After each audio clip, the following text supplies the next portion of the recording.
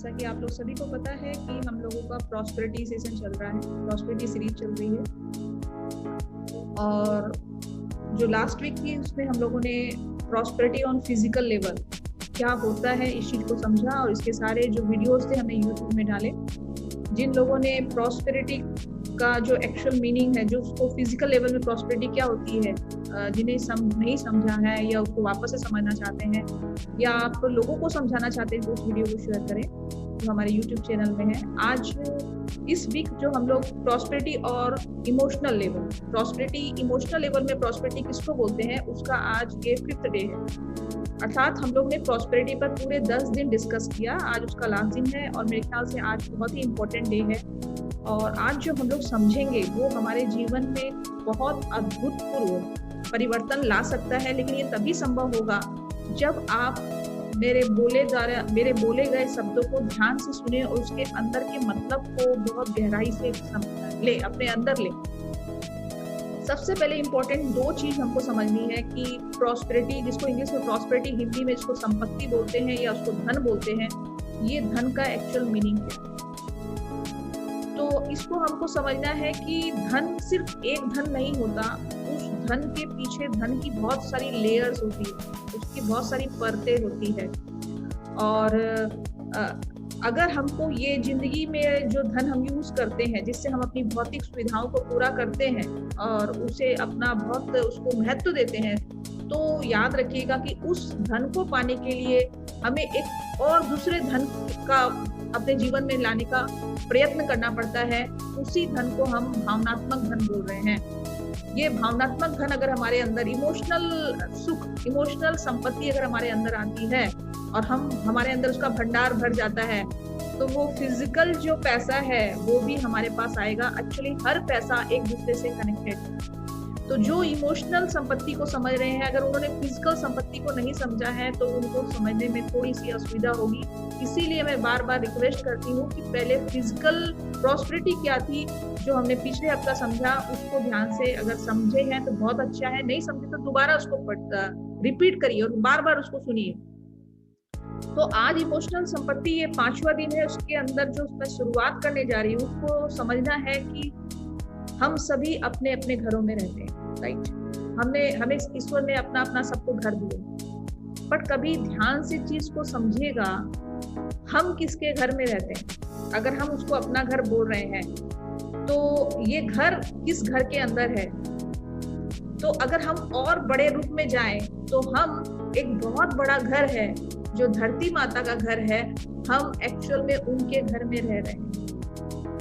तो हर इंसान जिस तरह अपने घर को साफ सुथरा रखता है, कोई भी इंसान है जो अपने घर को गंदा रखता है, उसमें भी बहुत क्वालिटी है। बहुत लोग बहुत ही सफा रखते हैं, कुछ लोग मीडियम सफा रखते हैं, कुछ लोग थोड़ा गंदा रखते हैं लेकिन रहने लायक रखते हैं।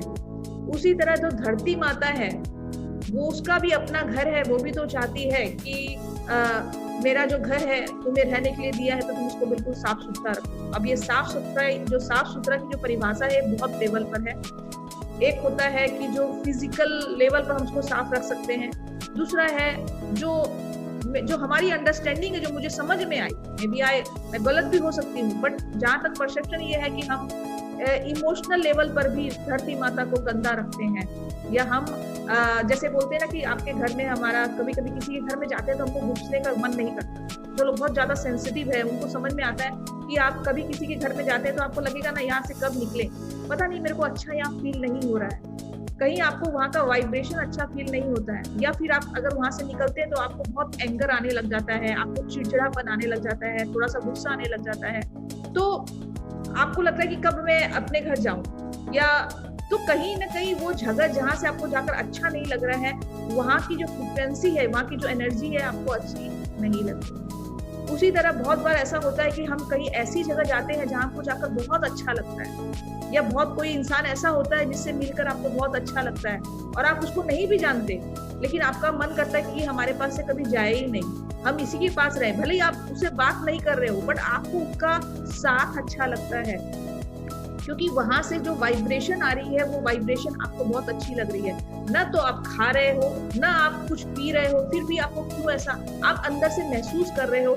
ये एक एनर्जी का फ्रीक्वेंसी है, ये भावनात्मक संबंध है जो बोलने की जरूरत नहीं पड़ती, इंसान उसको सेंस करता है, उसको फील कर पाता है।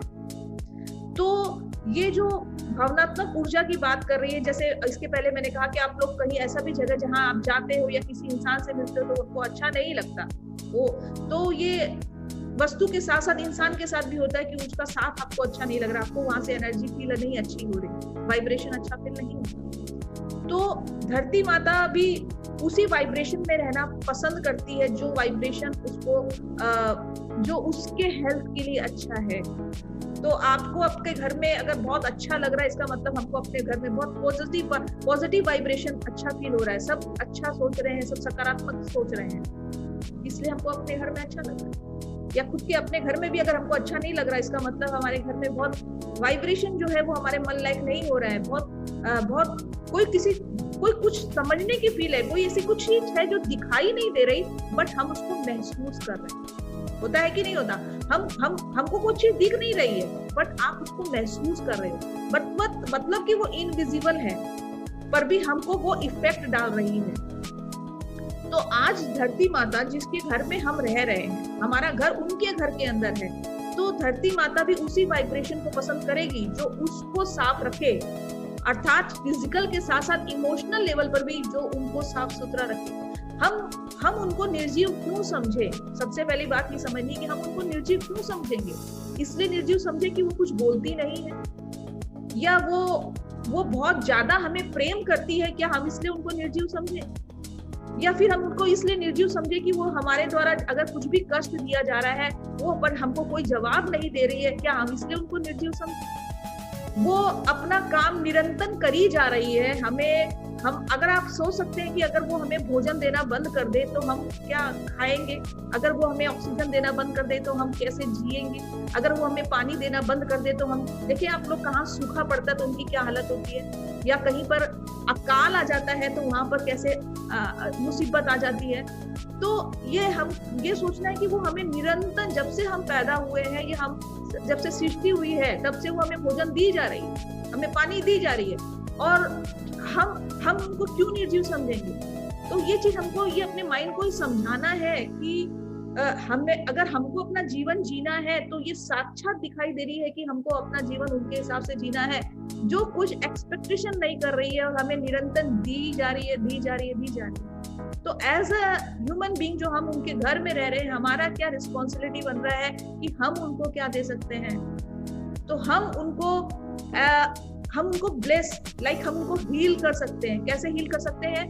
उनके प्रति अपना ग्रेटिट्यूड दिखाकर, उनके प्रति अच्छी भाषा बोलकर, उनके प्रति अपना प्रेम उनको, तो आप जो दे रहे हैं एक्चुअली वो उनको एक्सेप्ट कर रही है, तो इससे उनका अपना हीलिंग हो रहा है, यानी उनका उपचार हो रहा है। कभी कभी देखो आप बहुत थके हुए रहते हो, बहुत आपने अगर आप हाउस वाइफ हो और आप देखेंगे कि आप 24 आवर तो ज्यादा हो गया, 4-5 घंटा सोते हुए होंगे, तो अगर सुबह 7 बजे से उठकर आप घर का काम करे जा रहे हो, रात को 9 बजे तक 10 बजे तक करे जा रहे हो, और उसके बाद कोई आपको अप्रिशिएट नहीं करता और आकर बोलता है तुमने ये नहीं किया, वो नहीं किया, तो हमारे अंदर में कैसा फीलिंग आता है?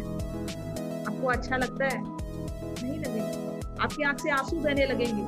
तो आज सोचिए कि वो मतलब कंटिन्यू हम लोगों को सोती भी नहीं है, दी जा रही है, क्या हम उनको कभी थैंक यू बोलते हैं? नहीं बोलते। और आज अगर आपको कोई आप पूरे 18 घंटा काम किए हुए हो और कोई आपको एक शब्द अच्छा बोल देता है कि वाह तुमने कितना अच्छा काम किया है, तो आपकी सारी थकान खत्म हो जाती है कि नहीं हो जाती? होती है कि नहीं? और आप पूरा उसको और भी क्या लगता है कि हम उसको कितना कुछ दे दे। तो हम इस चीज को हम सबको बदलना होगा अपने आप को।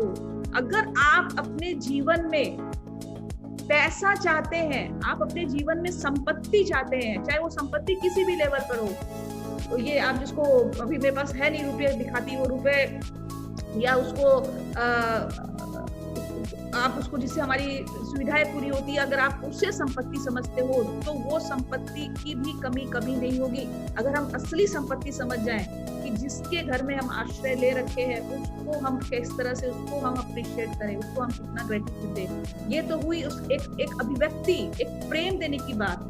दूसरी चीज, अब हमको थोड़ी इस गहराई को समझना होगा। जिस संपत्ति की मैं बात कर रही हूँ उस संपत्ति को आप ध्यान से समझिए कि आप यहाँ से शुरुआत करते हैं कि आप लोग सभी ने अभी ये 1.5 साल में इम्यून सिस्टम का नाम बहुत ध्यान से सुना होगा कि भाई वो इसलिए बीमार हो गया क्या कि उसका इम्यूनिटी सिस्टम बहुत वीक था, इसलिए बीमार हो गया। ये इम्यूनिटी सिस्टम का मतलब क्या हुआ कि मतलब जो इंसान सहन शक्ति नहीं है, जो बर्दाश्त नहीं कर सका या डिजीज एनर्जी को वातावरण के हिसाब से एक्सेप्ट नहीं कर पाया, वो बीमार हो गया। तो ये इम्यूनिटी सिस्टम कैसे बिगड़ता है? आज अगर हम भोजन के रूप में लें तो धरती माँ हमें बहुत बहुत प्योर फूड दे रही है। हमें कैसा फूड दे रही है? बिल्कुल वो फूड दे रही है जिसको खाए इंसान तो कभी बीमार हो ही नहीं। ये हमारा परसेप्शन गलत है कि हम खोजने की चेष्टा नहीं कर रहे कि आखिर कौन सा भोजन हमारे स्वास्थ्य के लिए अच्छा है। वो हमें हर तरह का भोजन दे रही है, अच्छे अनाज दे रही है, हर तरह के अनाज दे रही है, हमें फल दे रही है, अच्छी तरकारी दे रही है। आप अगर वो खाते हैं तो कभी बीमार हो ही नहीं सकते। लेकिन हम उसमें अपने मन से अगड़म बगड़म सब मिला मिलू कर अपने टेस्ट के हिसाब से, टेस्ट मतलब अपने मन को और स्वादिष्ट बनाने के हिसाब से उसको हम ऐसा फूड में बदल देते हैं जिसको जंक फूड बोलते हैं, जो हमारे सेहत के लिए अच्छा नहीं है। तो वो हमारे शरीर को खराब करता है। जब हमारे वो शरीर को खराब करता है तो हम कोई भी एटमॉस्फेयर में जब बदलता है, हमारे बॉडी के हिसाब से अगर वो एटमॉस्फेयर नहीं मिलता तो हम तुरंत बीमार हो जाते हैं। क्यों? फिर बोलते हैं कि खाना हमारा डाइजेस्ट ठीक से नहीं हुआ, या हमको खाना ठीक से पचा नहीं और हम इसलिए बीमार हो गए, या फिर खाना इतना टेस्टी था, लगता था, हमने खाना मुंह में डाला, खाना सीधा पेट में, खाना हमने मुंह में डाला, खाना सीधा पेट में, हमने उसको ठीक से चबाया नहीं, हमने उसका जूस जो होता है ना, उसका रस जो बनता है, उसका रस बनता है तो बहुत सारा ढेर सारा ब्लड बने जिससे हमारी बॉडी को शक्ति मिले, वो सब काम हमने किया नहीं। कुछ थोड़ा बहुत जो जूस बना, जो ब्लड बना, वो घुसा शरीर के अंदर घुमा और अधिकांश सामान जो पचा नहीं वो निकल गया। तो कितना कम चीज हमने यूज किया, इससे हमारा बॉडी सिस्टम धीरे धीरे खराब होने लगा। उसी तरह जब हम बहुत सारे, आज भी आप हमारी बातों को सुन रहे होंगे, तो अगर बातों को सुन रहे हैं और सुनकर डायरेक्ट आपने नीचे निकाल दिया तो उसमें आपके शरीर को नहीं, आपकी मन भावना को कुछ नहीं लगेगा। वो बस इधर से सुना, नीचे से निकल गया, उस तरह से हो जाएगा। लेकिन जब आप जिस तरह भोजन को बार बार हम लोग पचाते हैं तो वो हमारे बॉडी में काम आता है। उसी तरह जब हम लोग अच्छी बातें सुनते हैं, जैसे खाना भी एक सही खाना शरीर के लिए अच्छा होता है, उसी तरह जब हम अच्छी बातें सोचते हैं तो उससे हमारे अच्छे विचार प्रकट होते हैं। जब हमारे अच्छे विचार प्रकट होते हैं तो हमको उसका चबाना, मतलब हमको उसका मंथन करना चाहिए। जैसे भोजन को चबाने से अच्छा जूस बनता है, उसी तरह अच्छी बातों को बार बार सोचते रहने से हमारे अंदर का जो शक्ति है, हमारे मन की जो शक्ति है, वो स्ट्रांग होती है। अब जिस इंसान की मन की शक्ति स्ट्रांग होने लगती है, उसको मतलब है वो अपनी आत्मा की शक्ति को मजबूत बना रहा है। और जिसकी आत्मा की शक्ति मजबूत होती है, वो इंसान कोई भावनात्मक बीमारियों से पीड़ित नहीं होता। जैसे आज के टाइम पर बहुत लोग बोलते हैं कि हमको डिप्रेशन हो गया, हमको बहुत स्ट्रेस हो गया। ये डिप्रेशन, स्ट्रेस कहीं कहीं नहीं खाने की हैबिट से भी कनेक्टेड होता है। लेकिन हमारे पास पर्याप्त भोजन भी है, पर्याप्त हमारे पास अच्छे विचार भी है, ये हम लोग दोनों का संयोग अच्छे ढंग से नहीं कर पाते, जिस वजह से हम बीमार भी होते हैं, शारीरिक रूप से भी और भावनात्मक रूप से। बट जब हम भावनात्मक रूप से अगर बीमार होते हैं तो इंसान जब अंदर से पीड़ित होता है तो अपने आत्मशक्ति का वो विकास करना कम कर देता है और उसके अंदर जैसे विकार की भावनाएं, जैसे क्रोध और बिना कुछ समझे कुछ भी चीज को एक इंटरप्रेट कर देना, या स्ट्रेस आना, या एंगर करना, या किसी भी चीज को वो व्यक्त करता है जो उसके शरीर के लिए भी खराब है। तो ये सब जो भावनाएं जो हम निकालते हैं, इससे हम बीमार नहीं होते, साथ साथ में हम धरती माता का वातावरण भी खराब करते हैं। और अगर जो घूम रहा है वही दूसरे को भी इफेक्ट डालता है, इसलिए एक दूसरे से सब पीड़ित होने लग जाते हैं कुछ हद तक। तो अगर इस तरह से है कि सब कुछ अच्छा था, फिर भी अच्छा होने के बाद हम अच्छा लेने की चेष्टा नहीं करते, अच्छे विचार है बट हम कुछ अच्छे विचारों को ग्रहण नहीं करते, अपना दिमाग हम अगर गलत विचारों की तरफ जा रहे हैं तो हम अपना विकास तो रोक ही रहे हैं, साथ में धरती माता जो है वो और भी ज्यादा खुश हो सकती है और डेवलप कर सकती है। उसको भी सब कुछ होते सोते, सब कुछ देने के बाद भी हम उनको उतना कुछ नहीं दे पाते। तो ये हमारा फर्ज है। जैसे एक माँ होती है, जो बच्चे जब बड़े हो जाते हैं तो फिर बच्चों की रिस्पॉन्सिबिलिटी जैसे हो जाती है कि वो अपने पेरेंट्स की टेक केयर करते हैं, वैसे ही अगर धरती माता ने हमें बड़ा किया है, पाला है, पोसा है, तो हमारा उनका भी तो हमसे कुछ एक्सपेक्टेशन होता होगा कि अब नाउ ये हमारे लिए कुछ काम करे। बट हम अभी तक खाली उनसे ही लेते रहेंगे, कब हम उनको भी कुछ देंगे? तो आज हम लोग सब उनको अपने भावनात्मक रूप से अपना जो प्रेम है वो प्रेम उनको देंगे, ग्रेटिट्यूड देंगे कि हाँ आपने हमें सब कुछ दिया है।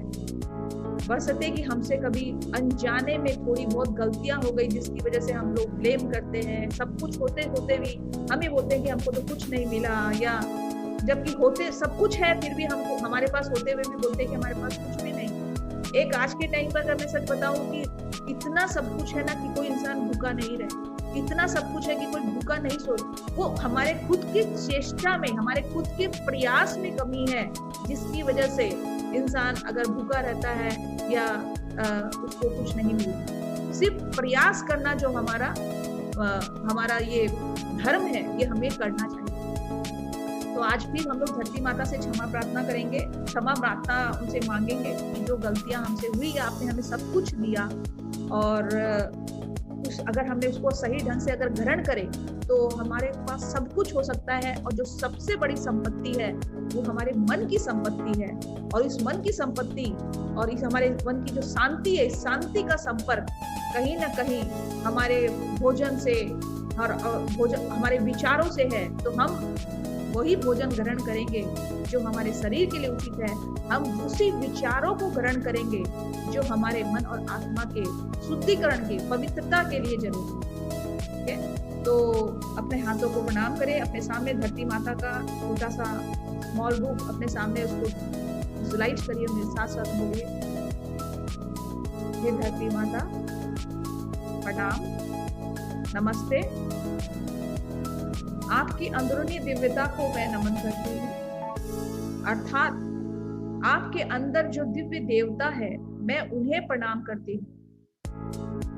हे धरती माता, अनजाने में हमसे बहुत कुछ गलतियां हो गई है, हमने आपको अनचाहे कहीं ना कहीं बहुत कष्ट पहुंचा दिए हैं, मुझसे बहुत गलतियां हुई है, लेकिन मैं आज अपनी सब उन गलतियों के लिए आपसे क्षमा मांगती हूँ। हे धरती माँ, आप मुझे क्षमा कर दें। हे परम पिता परमेश्वर, मेरी सारी गलतियों को आप क्षमा कर दें। आप सभी उन विषय को भुला दें